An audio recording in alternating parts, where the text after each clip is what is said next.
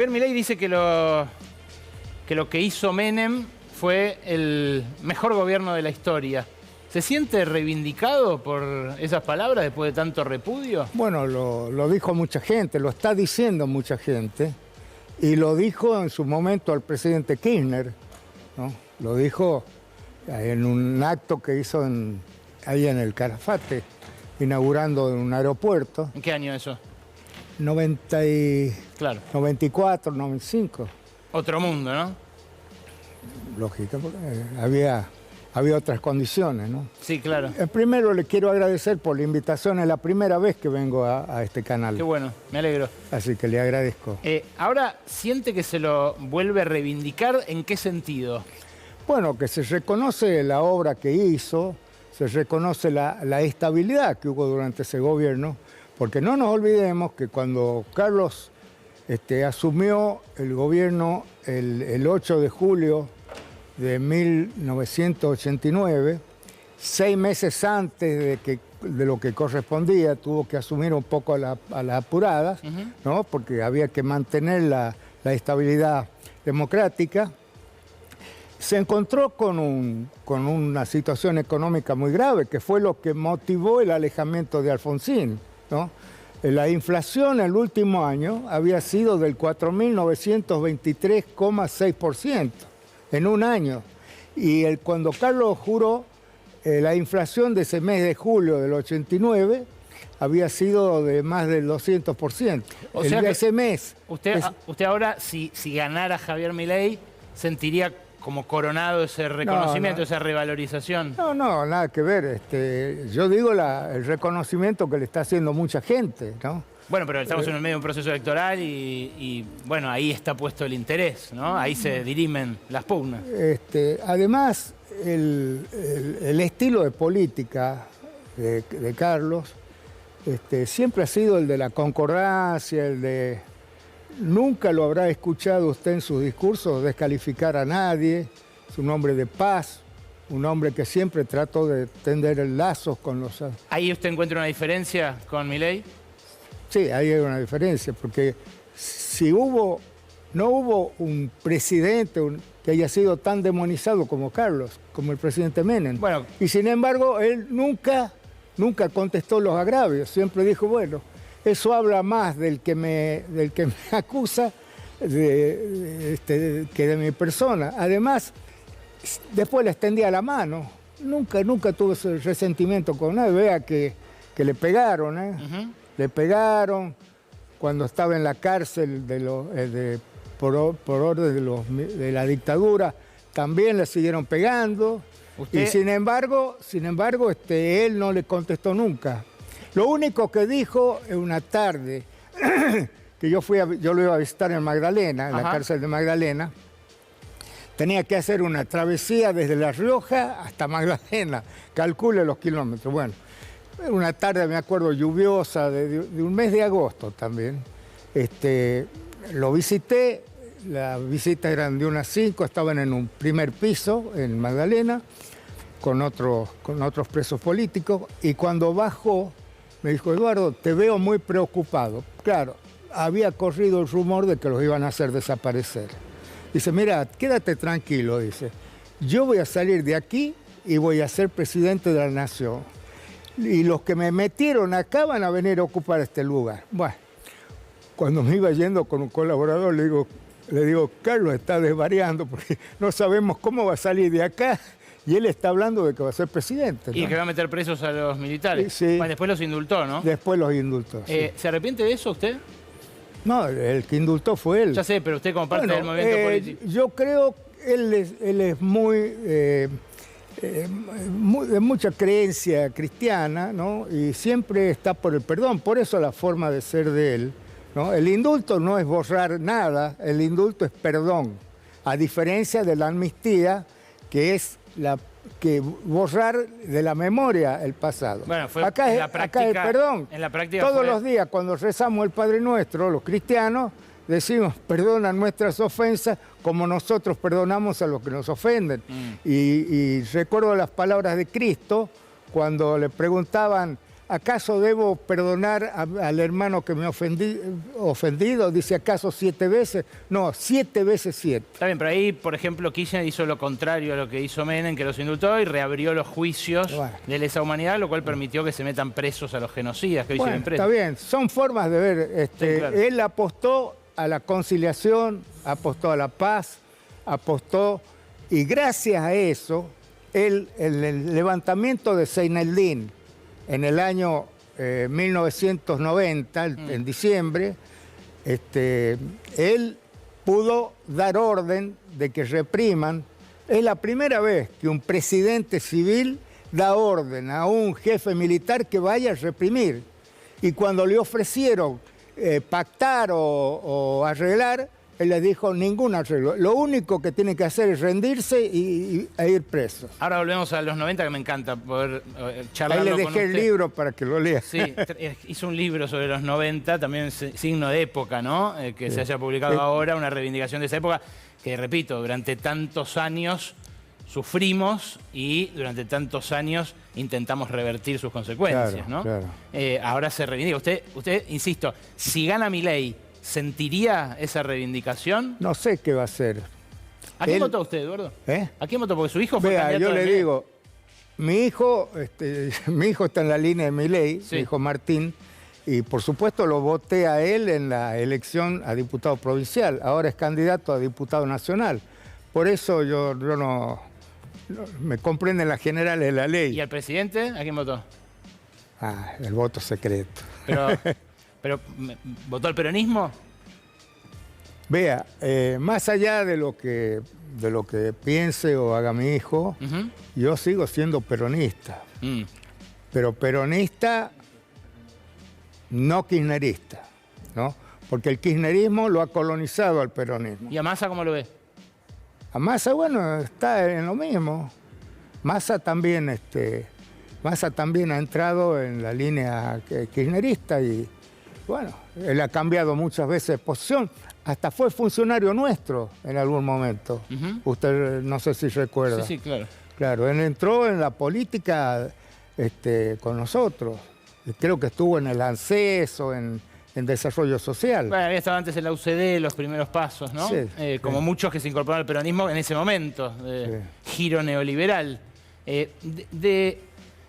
Usted, cuando lo escucha a Milei hablar de la casta, ¿no se siente un poco aludido? Digo, fue 20 y pico años senador. No. Pero vea, yo entré en la política después de sufrir lo que sufrimos con la cárcel y la persecución a mi hermano, ¿no? Ahí decidí, yo antes no había hecho política. Pero después fue muchas veces senador, presidente de la Constituyente. Fui presidente de la Convención Constituyente. Por eso. Fui 10 años presidente del Senado, elegido por unanimidad, bueno. Pero yo no me siento aludido, o sea, yo creo que cuando él habla de casta, habla de los que viven de la política y no viven para la política, ¿no? Que es muy diferente. Yo pienso que es eso, porque no se puede generalizar. Yo no me siento aludido, en absoluto. Y el hecho de que esté tomando exfuncionarios del menemismo... En buena hora que los tome, pero ojalá, es lo mejor que puede hacer. Ojalá lo incorpore a Roque Fernández, a Carlos Rodríguez del SEMA, ojalá. Lo que pasa es que terminó pésimo eso, Eduardo. ¿Qué terminó pésimo? Y la parte de Roque Fernández, Carlos Rodríguez, fue el final cuando ya estábamos en recesión tremenda, termina de la Rúa. Escúcheme, hagamos la historia. Sí. En esos tiempos, después de 10 años de estabilidad, hubo la crisis del sudeste asiático, la devaluación de Brasil, la crisis de Rusia. Sí, siempre había crisis. Bueno, pero esas fueron bravas. No obstante lo cual, la Argentina se mantuvo. ¿Sabe cuánto era el riesgo país cuando Carlos dejó la presidencia? ¿Cuánto era? 600 puntos. ¿Y la pobreza? La pobreza 26%. ¿Y el desempleo? El desempleo, bueno, depende. El desempleo abierto es una cosa. Después había desempleo o empleo disfrazado y empleo no productivo. El desempleo es del 18%. Y eso siguió aumentando hasta el 21,6% cuando colapsa la convertibilidad de la Rúa. Cuando recibió el gobierno Carlos Menem, entre el empleo en blanco, el empleo disfrazado y el otro empleo que no está registrado, el desempleo que no está registrado era el 23%. Pero ¿no cree usted que lo que hizo tambalear a la convertibilidad fue su rigidez, parte de lo que sostuvo Roque Fernández ahí al final? Yo le voy a decir una cosa. Caballo lo quiso revertir. Alejandro, yo le voy a decir una cosa. Cuando fue la elección del 1999, ¿no? De la Rúa dijo que iba a mantener la convertibilidad. Así es. ¿No? Y Duhalde dijo que había sido exitosa, pero había que dejarla de lado. ¿A quién votó la gente? A De la Rúa. Que la convertibilidad. Ahora, ¿pero quién tenía razón? De la Rúa... ¿Pero quién tenía razón?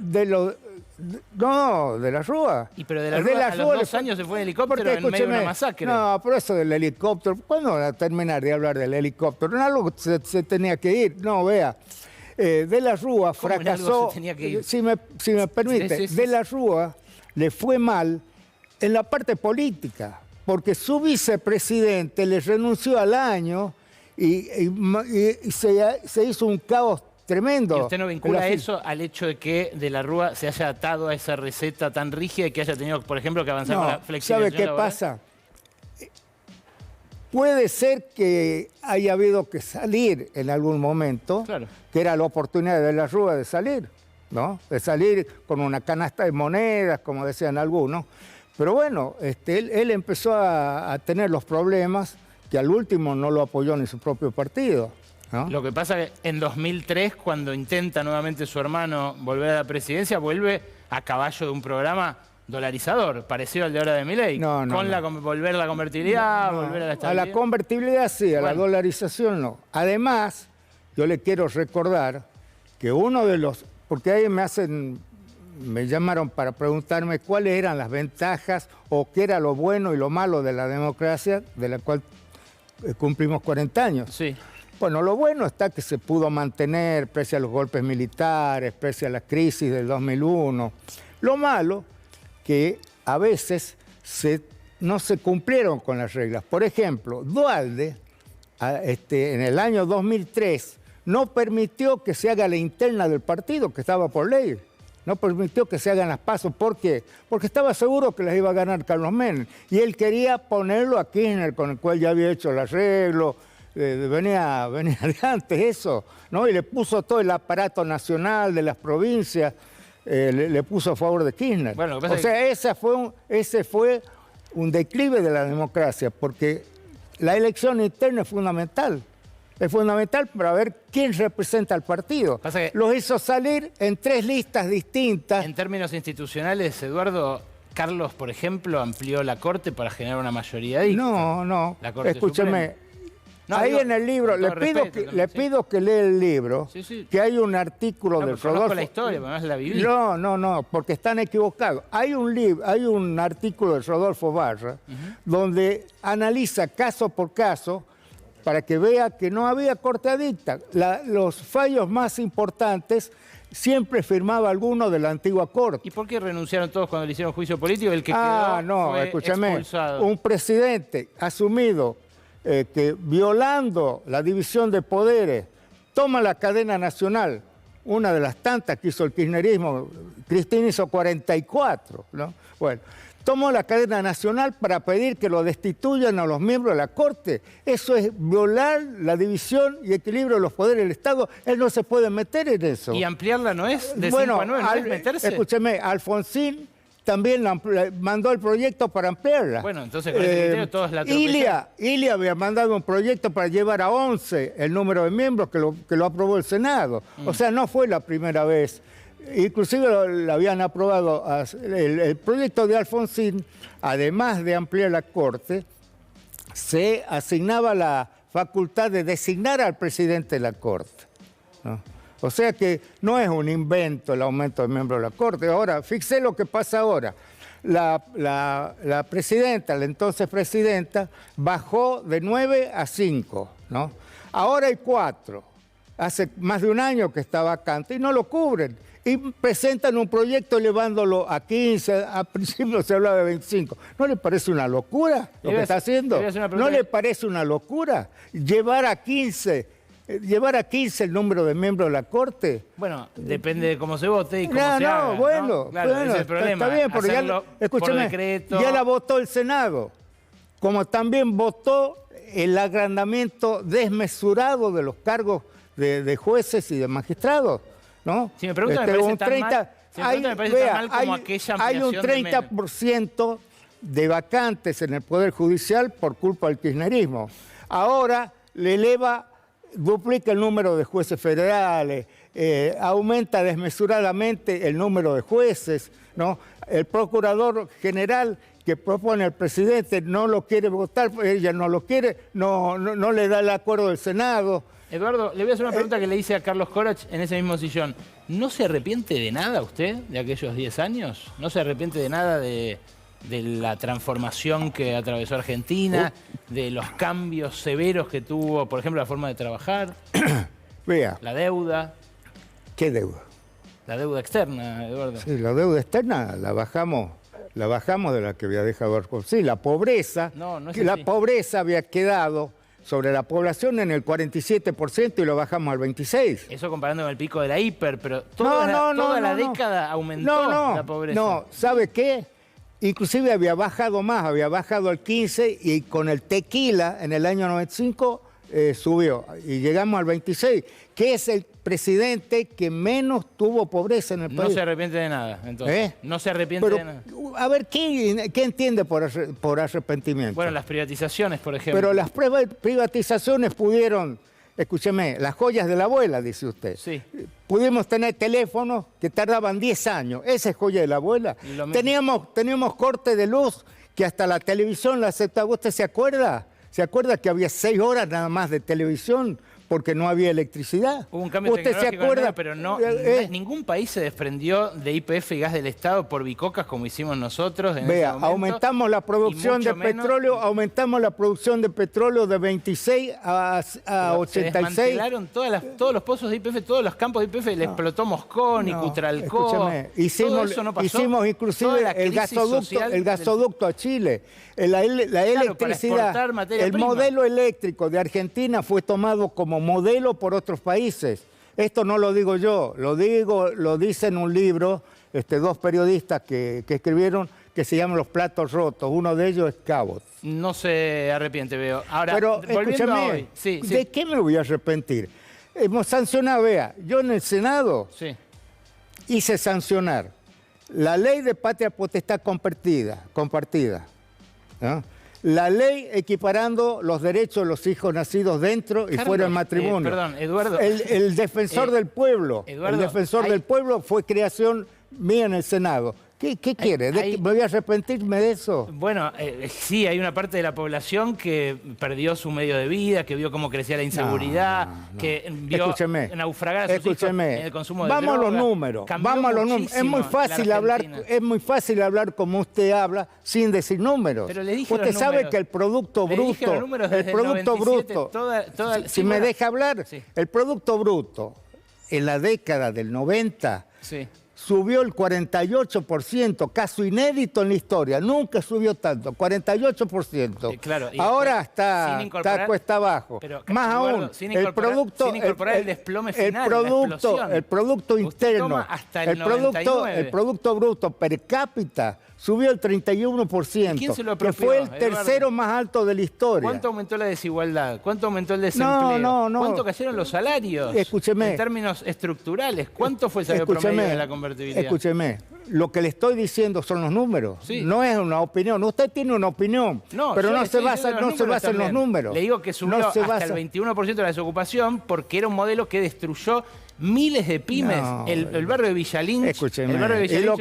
Los que se crearon los puestos cuando vino General Motors, volvió al país en el 97, se instaló Toyota en el 97. La mentira de que se destruyó la industria creció el 36% en los 10 años y las exportaciones industriales, incluida manufactura, fue del 119%. Entonces, lea el libro, ahí va a tener todos los datos de fuentes oficiales, no del INDEC de Moreno, no del INDEC kirchnerista, el INDEC oficial. Volviendo hoy, Eduardo, y le agradezco nuevamente por la vehemencia y por estar acá. No es vehemencia, yo siempre hablo así.